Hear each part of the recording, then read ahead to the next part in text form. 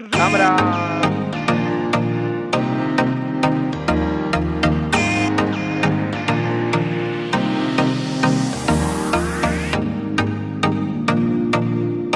રામ રામ જી દ્વારકાધીશ. જય મુરલીધર મિત્રો, કેમ છે યુટ્યુબ ફેમિલી? સ્વાગત છે નવા બ્લોગમાં. તારીખ છે આજે 12/9/2024. હમણાં કેટલાય એમ સવારે બ્લોગ નહોતો આવતો.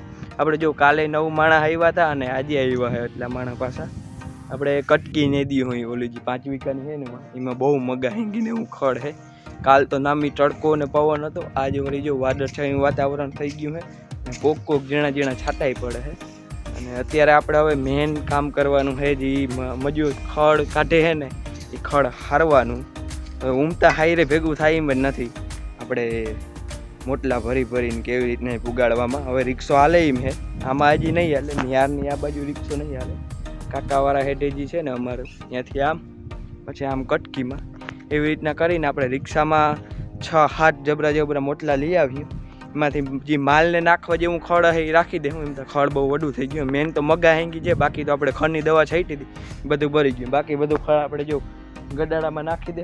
આપણે હાઈતમ પહેલાં નહીં દીધી વાળી બધું ખડ જો ગડાડામાં નાખ્યું બધું જો આખું મુકાઈ ગયું ને હવે ધીરે ધીરે હળી જાય. હજી આપણે 2 વર્ષ આમને આમાં ખડ પડ્યું રહે અવાર પરવા અને 3જી વર્ષ પાછું ખડ નીકળીએ.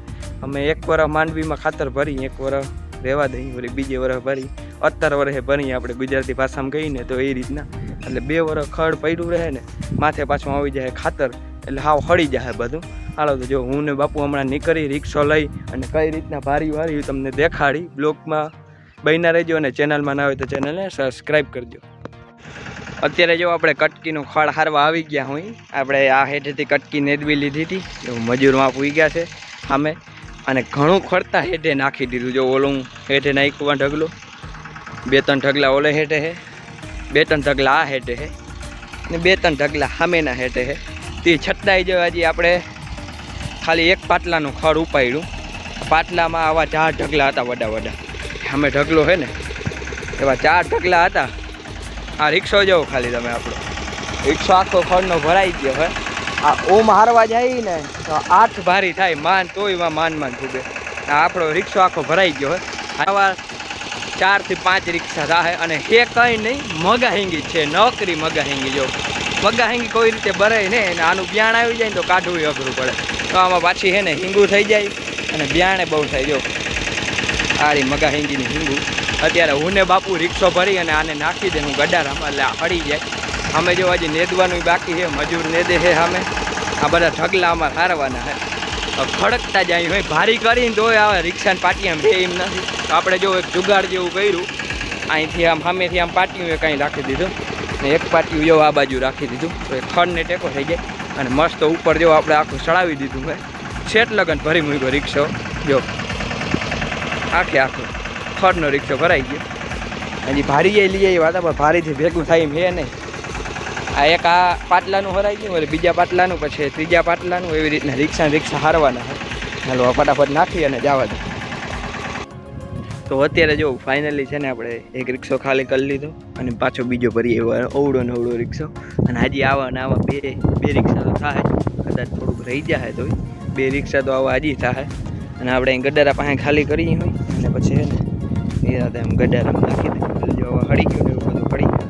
બાપુ રિક્ષો ખાલી કરે છે અને અત્યારે વાગ્યા છે 12:30 થઈ ગયા છે. એટલે આ રિક્ષો ખાલી થઈ જાય પછી થોડુંક પોરો કામ પછી 1 વાગી જાય. એટલે પછી હવે આપણે બપોર ગણે જ પાછો એક વાર રિક્ષો ભરવા જાઉં.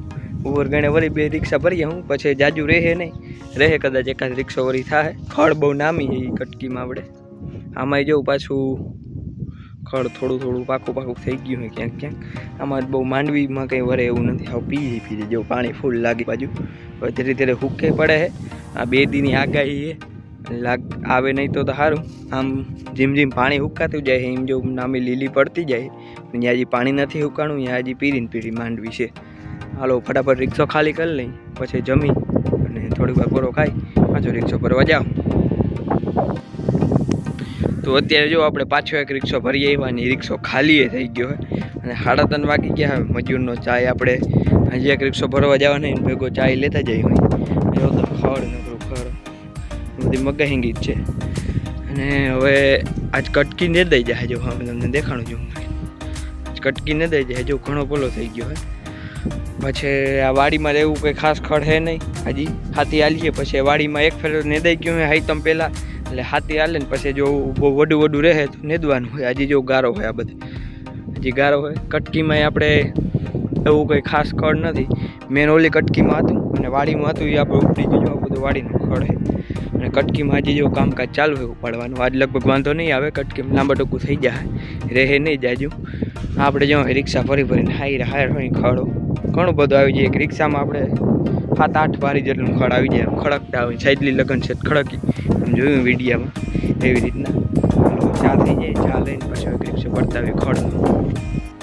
તો આપણે જો ખડનો ફેરો પાછો ભરી આવ્યો હોય અને થલવી ખાલી કરી નાખો પાછો અહીંયા, અને આપણે માલ પાવાનું કામકાજ કરી દીધું હોય ચાલુ. હું પવાઈ ગઈ હવે, ગાયું બાકી છે, બાપુ પાય છે માલ. હાલો પાઈ લઈએ ને એટલે આપણે પાછું જવાનું છે ખડ હારવા. ખડ કંઈ છે કટકીમાં, કેમ કે એક ફેરે નેદાણું નથી, દવા છટાણી. મગા હિંગી ને એવી વસ્તુ દવાથી બરે નહીં, અને મગા હિંગી પાછી વધે બહુ કરે, અને હે નામી કટકીમાં લગભગ તો આજ વાંધો નહીં આવે. કટકી નેદાઈ જાય, બાકી વાડી નેદાઈ ગઈ ને આ કટકીમાં એવું કંઈ છે નહીં. તો વાગી ગયા છે અત્યારે 7:30 મિત્રો. આજે કામકાજમાં તો તમને ખબર જ છે, આખો દી આપણે ખડના રિક્ષા જઈ રહો ભાઈ. ઓલી કટકીએથી અવડું ખડ હે, 4 રિક્ષા હાર્યા. હજી અહીંયા બાકી છે હારવાનું, બધું હરાણું નથી. 4 રિક્ષા એટલે એ ભારીમાં આપણે હારવા જઈએ ને તો 25 થી 30 ભારી થાય, વડી 25 થી 30 ભારીઓ 4 રિક્ષામાં. બહુ જાજુ ખડ હે, મેં તમને દેખાડ્યું. આપણે ગડારે નાખી હોય અત્યારે, ગડારામાં આપણે એની પહેલાંય ખડ નાખ્યું હતું, જે આપણે આ વાડીમાં જ ખરું પડ્યું એ ગડારામાં બાંખ્યું બધું, અને જે કટકીમાંથી ઉપાડી એ બધું ખડે ગડારામાં જ નાખવાનું હોય. અને ગડારામાં હવે થોડાક દીમાં નાખી દેવું ખડ. વાગી ગયા છે અત્યારે 7:30 મિત્રો. આનો બ્લોગ એન્ડ કરી. બ્લોગ કેવું લાગ્યો કોમેન્ટ કરજો, લાઈક કરજો, શેર કરજો ને સબસ્ક્રાઈબ કરજો મારા ચેનલને. મળીશું કાલે. તાલે ગંજય દ્વારકાધીશ.